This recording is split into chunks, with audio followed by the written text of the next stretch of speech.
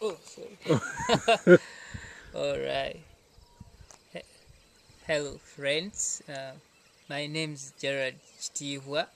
I'm pastor of Rushere Community Church.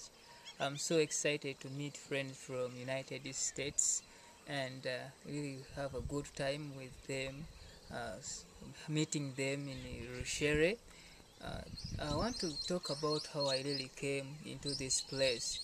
I was in Gaba, it is in Kampala, capital city.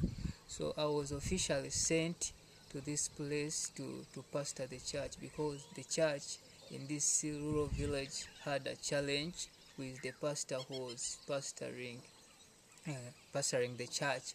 So he got more problem. He went he did fornication with the lady around, and the leader decided to step him down, and from then they got a need of having a pastor.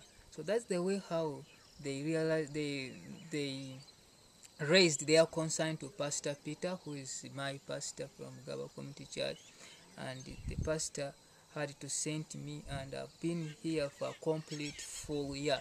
So I've met this place really has challenges, though I can see potential.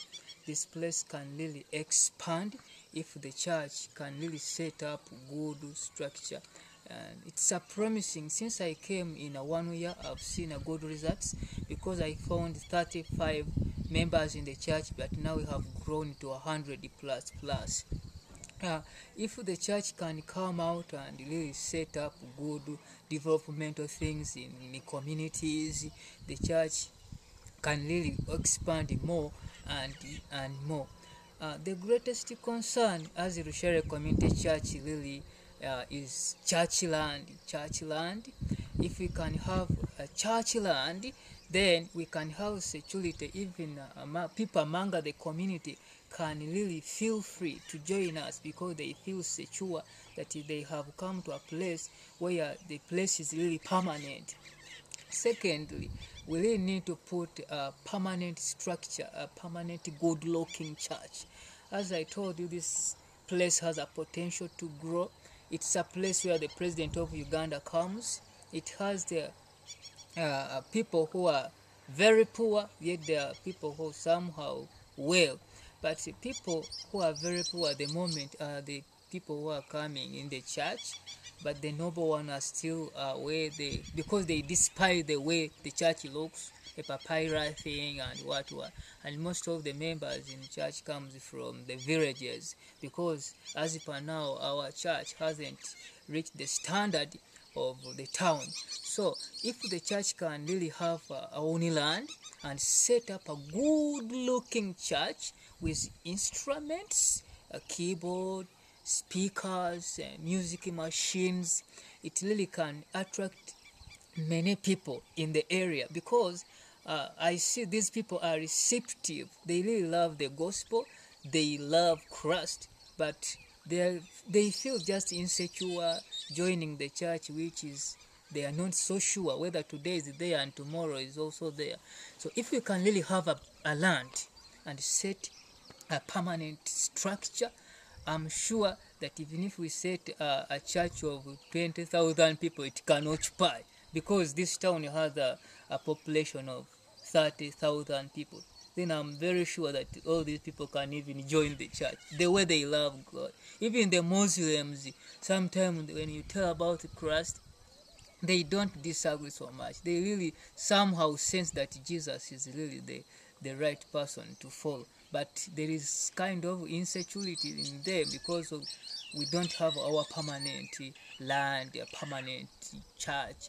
So the great need in community, as far as the community, really we have water problem, still a big challenge.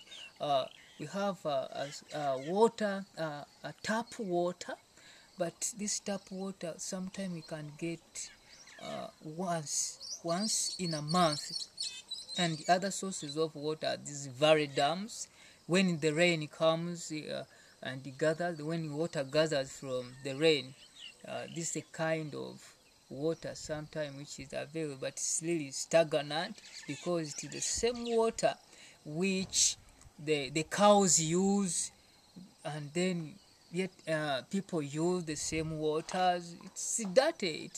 So still water is the biggest challenge. If we can set water sources in the community, it can be a source of attraction at the church. Secondly, we have many orphanages because HIV has the largest percentage, the killer disease in this place. People around here are very immoral, so they end up messing up with different women and end up having HIV. So we have lots of widows, orphanages, so many young children are not going to school. But if really we can set a sponsorship program and take children to school, these children, I am sure they are the future generations. They can come out knowing Christ. They can come out and build the church because they are the strong pillars of tomorrow. So really, sponsorship program taking children to school can be a great advantage at the church. Also setting a program, a project like to help the widows. I was really thinking of tailoring machines, people to learn to make earning by themselves, especially people within the town. It can be also an advantage. So I'm thinking the church to do more things in a community. If the church can set developmental things, yeah, projects, schools, it can be a great advantage. It can be a great advantage. So really the church has a lot of things to do in the community, to meet the needy, to meet the orphans, to meet the widows. It really bring a great difference in the community. Thank you so much. This is what I have to say, but I can see a hope and I can see a future of Rushere Community Church if we can set a standard. I'm sure if we set, it's my desire that we set a good-looking church whereby the president himself, the president of Uganda, can really feel free to come and fellowship in our church. Yeah, it is very possible. Thank you so much. My name